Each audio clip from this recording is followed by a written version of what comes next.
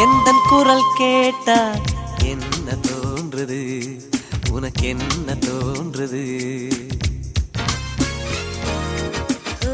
நேரில் பார்க்க சொல்லி என்னை தூண்டுது, அது என்னை தீண்டுது.